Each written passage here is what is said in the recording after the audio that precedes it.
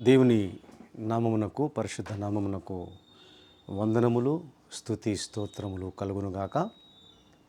ప్రియమైన దేవుని పిల్లలందరికీ క్రీస్తు నామములో శుభములు, వందనములు తెలియజేసుకుంటున్నాను. ప్రియులారా, ఈ యొక్క వాక్యాన్ని వింటున్నటువంటి ప్రియమైనటువంటి దేవుని విశ్వాసులకు ప్రేమపూర్వకంగా శుభాభివందనాలు తెలియజేసుకుంటున్నాను. ప్రియమైన దేవుని సంగమా, ఈరోజు మనము దేవుని యొక్క సంకల్పము అంటే ఏమిటి మనం తెలుసుకోబోతున్నాం.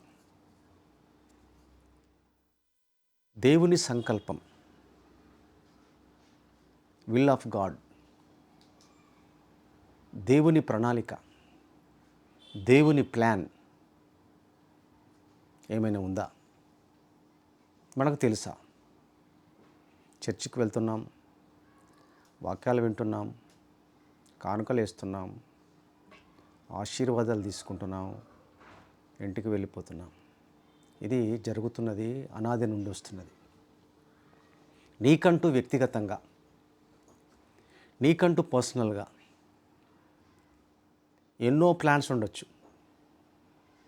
కుటుంబ విషయమే కానీ, ఆస్తుల విషయమే కానీ, నీ పర్సనల్ విషయమే కానీ, నీ ఫ్రెండ్ సర్కిల్ విషయమే కానీ, నీ సహోదరుల విషయమే కానీ, సంఘ విషయమే కానీ, ఇట్లా రకరకాలుగా ప్లాన్స్ అనేవి వేసుకొని అమలు చేయడానికి ముందుకు సాగుతున్నటువంటి ప్రపంచవ్యాప్తంగా ఉన్నటువంటి అనేక మందిలో దేవుని గూర్చినటువంటి ప్రణాళిక, దేవుని గూర్చినటువంటి సంకల్పము నీవేమని ఇప్పటివరకు తెలుసుకున్నావా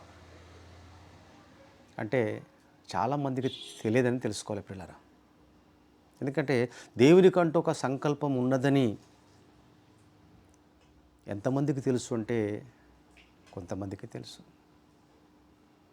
ప్రియులారా. అందుకే ఈరోజు మనము దేవుని యొక్క సంకల్పాన్ని తెలుసుకొని ఆ సంకల్పం ఏముంది, ఆ సంకల్ప ప్రకారంగా మనము ఏమైనా మనకంటూ మనవంతుగా ఏమైనా పని ఉందా, అందులో భాగముందా అని తెలుసుకొని దాన్ని నిర్వర్తిస్తే నిజంగా మనం చాలా ధన్యులమవుతాం ప్రియులారా. బైబిల్ను పరిశీలిస్తే దేవుని సంకల్పము ఏమై ఉంటుంది, అసలు దాని గురించి ఏమైనా బైబిల్లో రాయబడి ఉందా, ఆయన ప్లాన్ ఏంటో, ఆయన విల్ ఏంటో, ఆయన ఇష్టం ఏంటో మనం తెలుసుకోవాలనుకుంటే ప్రియులారా, అపోస్తల కార్యంలో అపోస్తుడైన పౌలు ద్వారా దేవుడు మాట్లాడించిన మాటలను మనం విందాం. ఒక మాట, అపోస్తల కార్యములు 20వ అధ్యాయము, అపోస్తల కార్యములు 20వ అధ్యాయము 27వ వచనం చూద్దాం ప్రియులారా. దేవుని సంకల్పం అంతయు మీకు తెలుపకుండా నేనేమియో దాచుకొనలేదు అన్నాడు. అంటే అపోస్తుడైన పౌలు ద్వారా దేవుని యొక్క విల్ ఏందో, ఆయన ప్లాన్ ఏందో, ఆయన ప్రణాళిక ఏందో, ఆయన ఇష్టం ఏందో పౌలు ద్వారా మొత్తం చెప్పేశాడని బైబిల్లో క్లియర్గా పౌలు ద్వారా మనకు ప్రకటించాడు దేవుడు. మరి పౌలు ద్వారా ప్రకటించిన దేవుని సంకల్పం ఏంటో ఎంతవరకు క్రైస్తవులకు తెలుసు అంటే తెలియదు. నా గురించే ఎక్కువ పనులు ఉన్నారా బాబు, ఇంకా దేవుని గురించి ఏం పట్టించుకుంటానంటే వాళ్ళు కూడా ఉన్నారు. సండే అయితే చాలు, మనకు 1 గంట 2 గంటలు దేవునికి ఆ సమయాన్ని కేటాయిస్తే చాలు అనుకుంటారు. అందుకే అంటాడు పౌలు గారు ఒక మాట, అందరికీ తెలిసిన మాట అండి, కానీ మర్చిపోతాం కదా. అందరూ తమ సొంత కార్యములను చూసుకొనుచున్నారు కానీ యేసుక్రీస్తు కార్యములను చూడరు. అందరిలో కొందరు చూస్తారు, కానీ ఎక్కువ మంది మాత్రం సొంత కార్యంలోనే బిజీ అయిపోయారు. ఇప్పుడైతే మొబైల్స్ వచ్చినప్పటి నుంచి చెప్పలేనంత బిజీ అయిపోయిందండి ప్రపంచంలో, పిల్లల దగ్గర నుంచి ముసలోళ్ళ దాకా. కదా. చాలా బిజీ అయిపోయింది మొబైల్, స్మార్ట్ ఫోన్స్ రాగానే ప్రతిదీ అందులో ఉంటుంది. మొత్తం దినచర్యలో శరీరం ఎంత ముఖ్యమో మనిషికి అంత ముఖ్యమైపోయింది. శరీరంలో ఒక అవయవంలాగా అయిపోయింది అది చెప్పాలంటే. సెల్ ఫోన్, హెల్ ఫోన్, సెల్ ఫోనే హెల్ ఫోన్ అయిపోయింది ఇప్పుడు కదా. సెల్ అంటే ఏంది? కణం. ఏం పెట్టాడండి పేరు మాత్రం పెట్టినాడు. అంటే బాడీలో ఒక కణం ఎలాగో సెల్ ఫోన్ కూడా కణంలాగా అయిపోయింది మన బాడీలో. అది లేకపోతే అబ్బా బాబోయ్, అసలు ఒక్కోసారి నేను చాలామందిని గమనించాను, సెల్ ఎక్కడో పెడతారు మర్చిపోతారండి. ఆ క్షణంలో సెల్ ఫోన్ కొనకపోతే వాళ్ళని చూడాలి బాబు, వాళ్ళ దడలాడిపోతుంటారు, వాళ్ళు వణికిపోతుంటారు గజ గజ. ఇప్పుడు నా ఫోన్ ఏది కోపము, ఆవేశము, టెన్షను, ఎన్ని రకాలుగా వాళ్ళు ఫీలింగ్స్ బయటపడుతుంటాయంటే బా.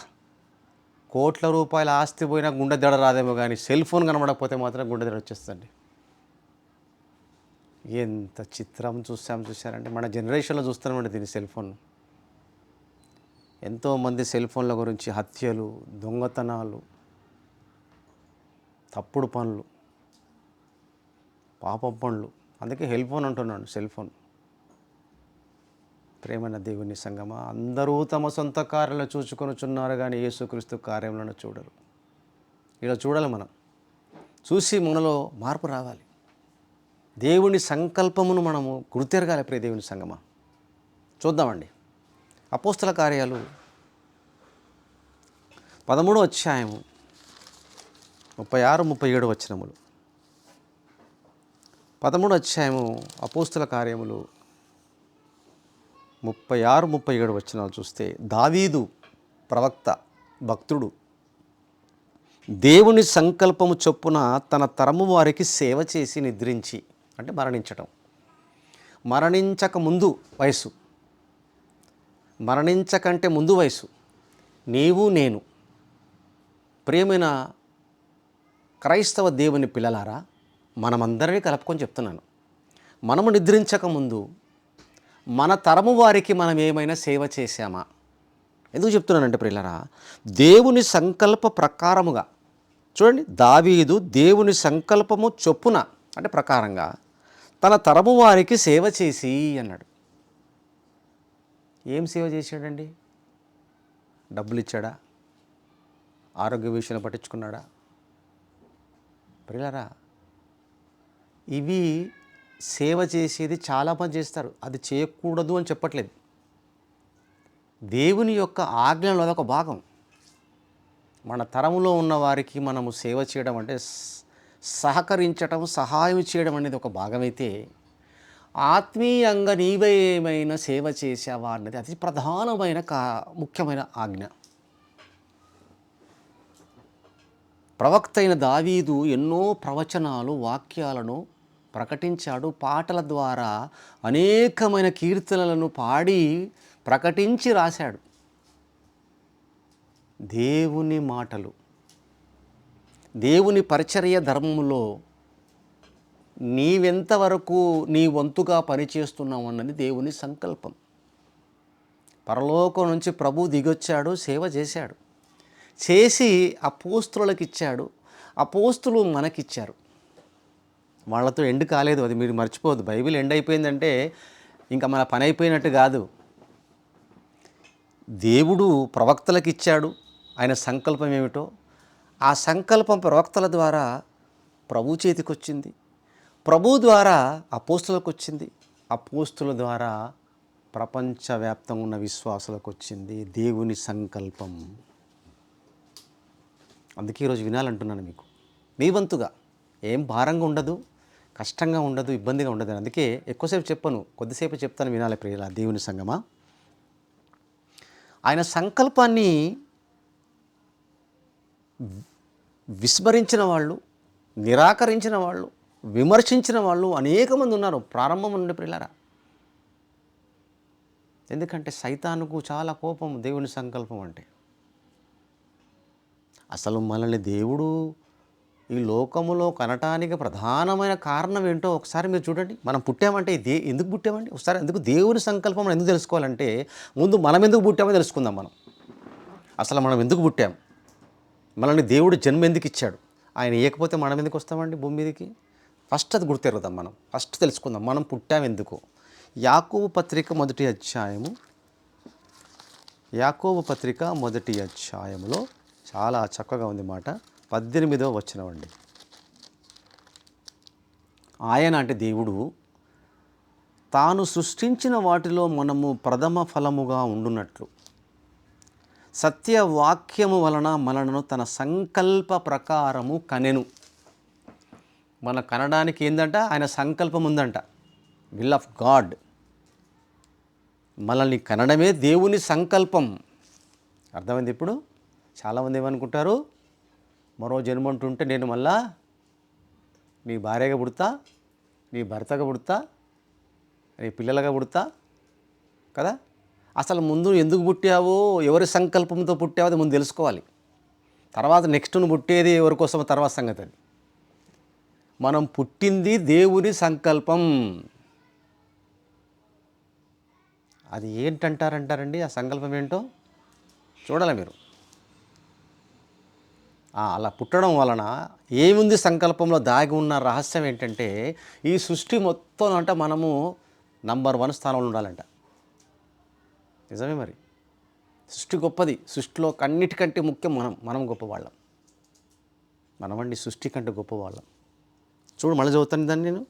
ఆయన తాను సృష్టించిన వాటిలో మనము అందరము ప్రథమ ఫలముగా ఉండునట్లు సత్యవాక్యం వలన మనలను తన సంకల్ప ప్రకారము కన్నాడు. సత్యవాక్యము వలన, సత్యవాక్యము దేవుడు కన్నాడంటే ఆయన సంకల్పంతో కన్నాడు. ఒక ప్లాన్ ఉంది ఆయనది మన మీద. ఊరికే కనలేదు.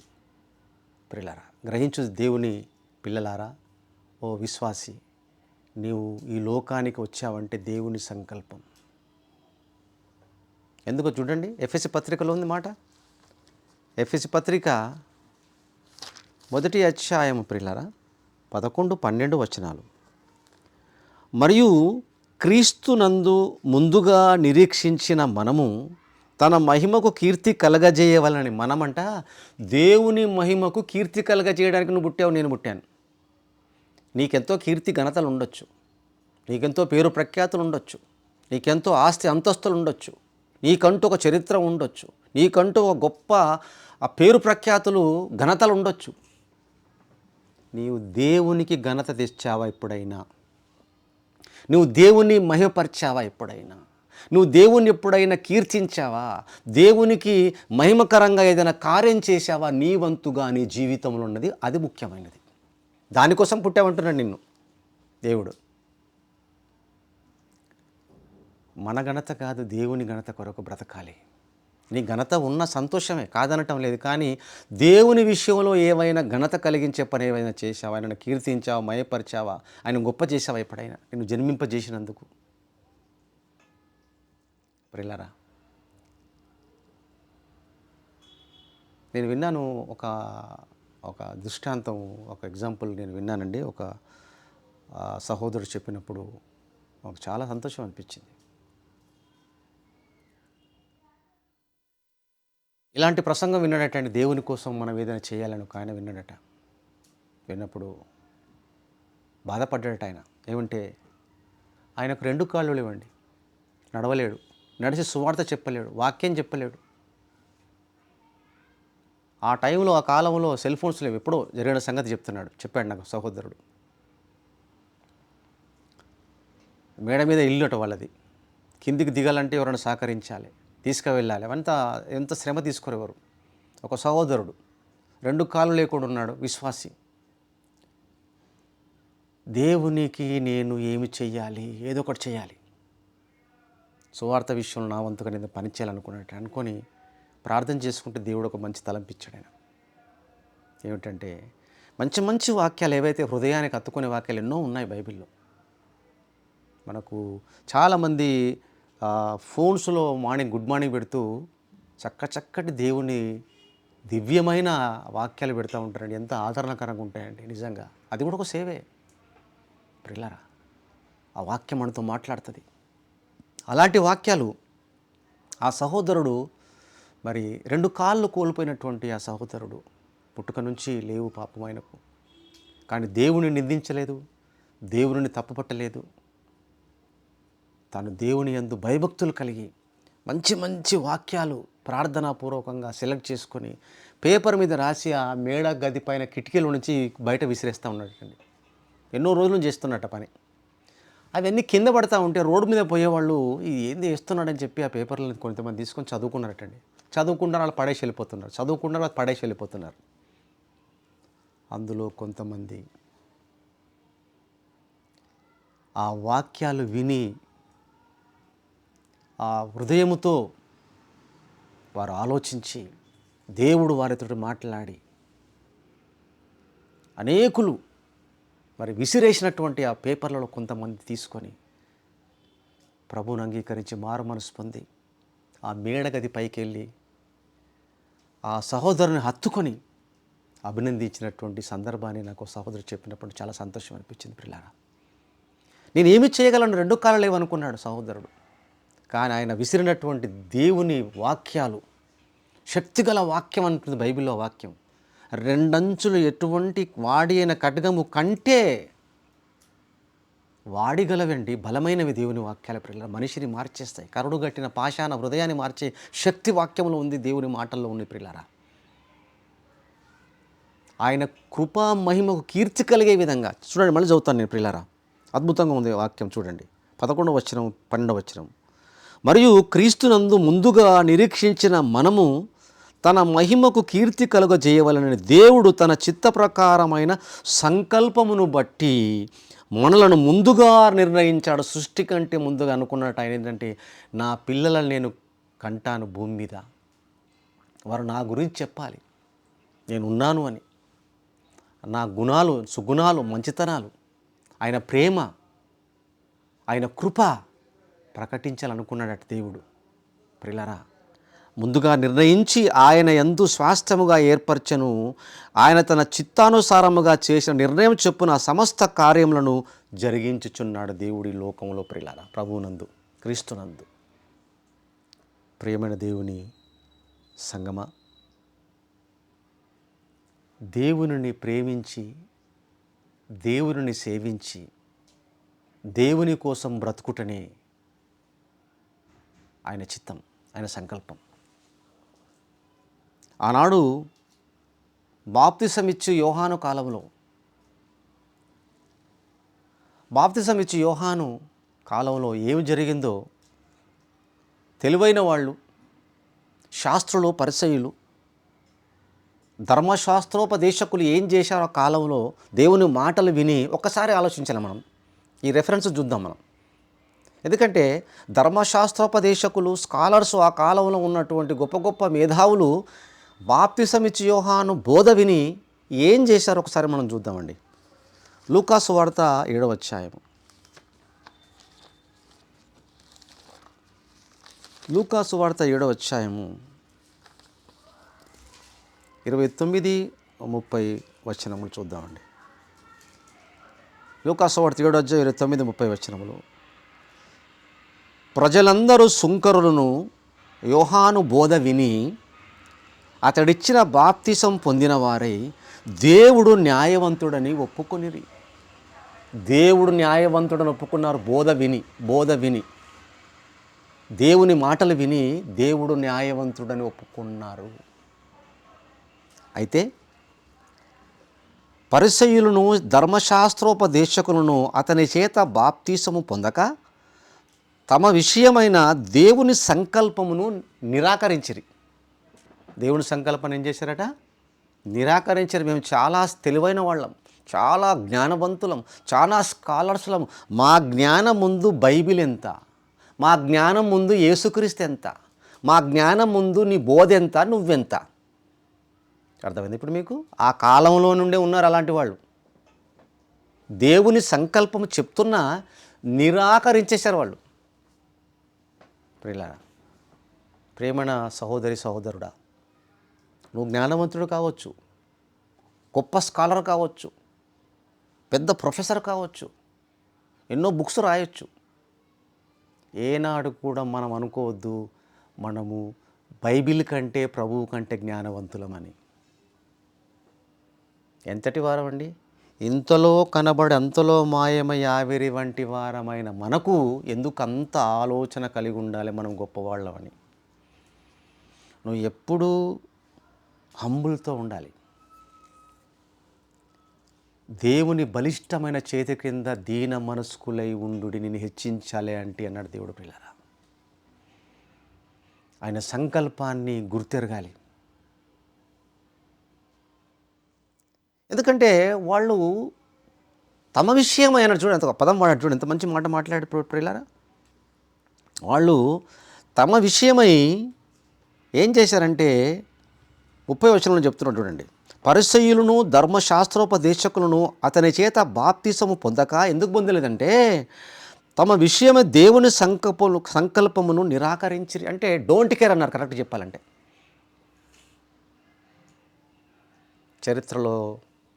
చరిత్రహీనులుగా మిగిలిపోయారు వాళ్ళు ప్రియులారా. దేవుని సంకల్పాన్ని నెరవేర్చడంలో దావీదు ఎంతటి వాడు. తన తరము వారికి సేవ చేసి నిద్రించాడు. దేవుని సంకల్ప ప్రకారంగా నీవు బ్రతికిన దినములలో ఎంతవరకు దేవుని సేవలో సహకరిస్తున్నావు అన్నది ప్రాముఖ్యమైన విషయం. ప్రియమైన దేవుని సంగమా, మన జీవితాల్లో కూడా మనం ఆలోచిస్తే ఆయన సంకల్పం ఏమిటి చూద్దాం. ఎఫెసీ పత్రిక 1వ అధ్యాయము ఆయన సంకల్పం ఒక్కసారి చూద్దాం, దాన్ని మనము ఫాలో అయిదాం ప్రియులారా. ఎఫెసీ పత్రిక 1వ అధ్యాయము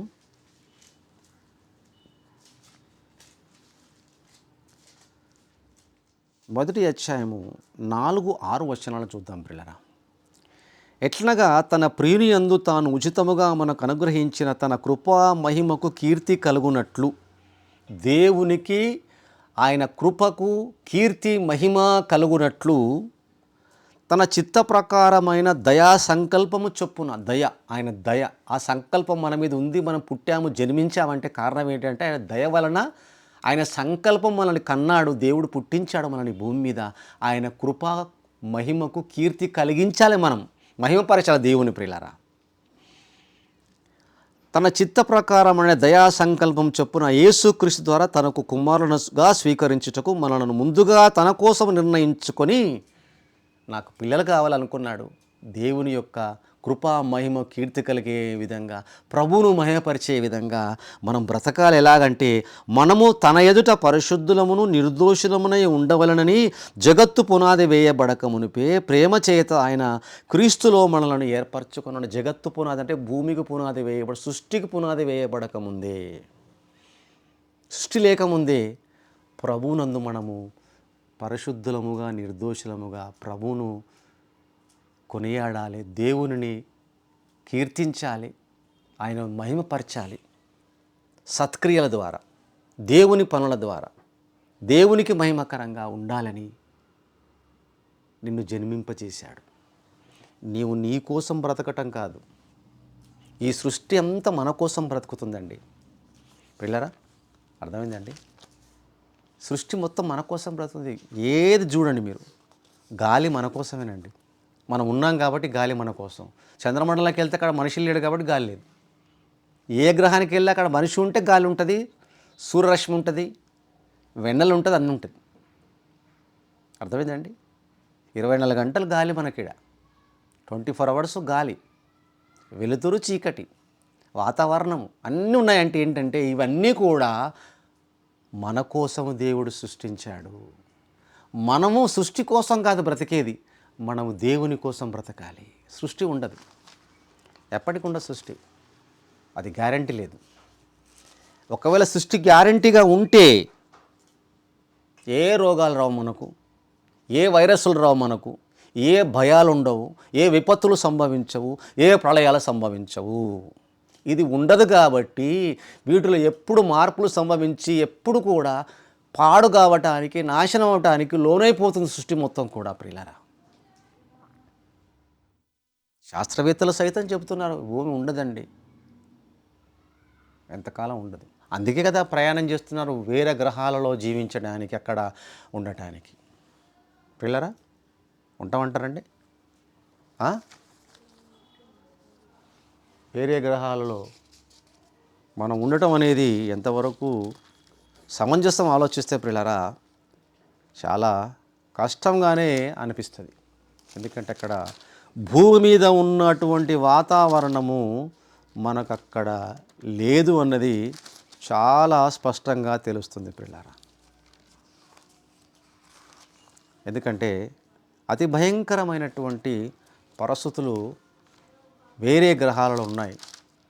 అధిక వేడి ఉంటుంది, అధిక చల్లదనం ఉంటుంది, వాతావరణం అనేది లేదు అక్కడ. కరెక్ట్ చెప్పాలంటే, నిజంగా చెప్పాలంటే అక్కడ మనకు నివసించడానికి యోగ్యమైనటువంటి వాతావరణం లేదు. అన్నిటికంటే ముఖ్యంగా ఆక్సిజన్ ఉండదు అక్కడ. ప్రాణవాయువు అనేది ఉండదు నీకు. ఎందుకంటే ప్రాణవాయువు అనేది ఉంటే, ఆక్సిజన్ ఉంటే మనం హ్యాపీగా బ్రతకొచ్చు చూడండి. అందుకే అంటాడు చూడు, బైబిల్లో ఒక మంచి మాట చూద్దాం.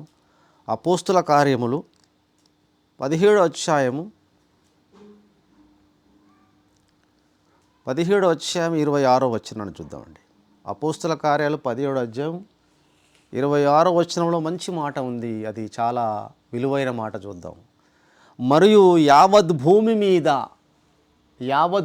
మీద అంటే భూమి 6 నెలలు ఎక్కడైతుందో భూమి మీద, ఆ భూమి మీద కాపురం ఉండుటకు ఆయన ఒకడి నుండి ప్రతి జాతి మనుషులను సృష్టించి. కాపురం ఉండుటకంటే భూమి మీద కాపురం ఉండేది భూమి మీదనే అర్థం చేసుకోవాలి మీరు. ఇక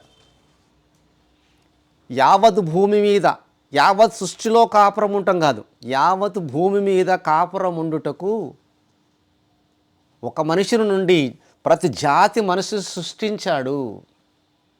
అంటే కాపురం పెట్టేది భూమి మీదనే. ఇక వేరే గ్రహంలో కాపురాలు ఉండదు. ప్రయత్నం చేసినా సఫలం కాదు, అది ఇంపాసిబుల్ అని బైబిల్ ఎప్పుడో చెప్పింది. అందువల్ల ప్రియులారా, మన జీవితాలలో ఈ సృష్టి కోసం కాదు నువ్వు బ్రతికేది, దేవుని కోసం బ్రతకాలి. సృష్టించిన వాని కోసం బ్రతకాలి. సృష్టించిన అతని కోసం మనం జీవితంలో త్యాగం చేయాలి. జీవితాన్ని ఆయనను మహేపరచాలి, ఆయన ఆరాధించాలి, ఆయన స్తుతించాలి, కీర్తించాలి. ఆయన సేవ కొరకు నువ్వు సహకరించాలి. ఆయన సేవలో నువ్వు ఉండాలి, బలపడాలి, సేవకు సహకరించాలి. మన బ్రతుకు మన కోసం కాదు. ఈ సృష్టిలో ఏది కూడా తన కోసం బ్రతకదండి. అందుకే చెప్పిన సృష్టిలో అంతా మన కోసం ఉందండి. సృష్టి అంతా నీవు దేవుని కోసం బ్రతకాలి. అందుకే అంటాడు రోమపత్రిక చివరిగా 14వ అధ్యాయంలో చూడండి, ఎంత మంచి మాట. మనలో ఎవడునూ తన కోసమే బ్రతకడు.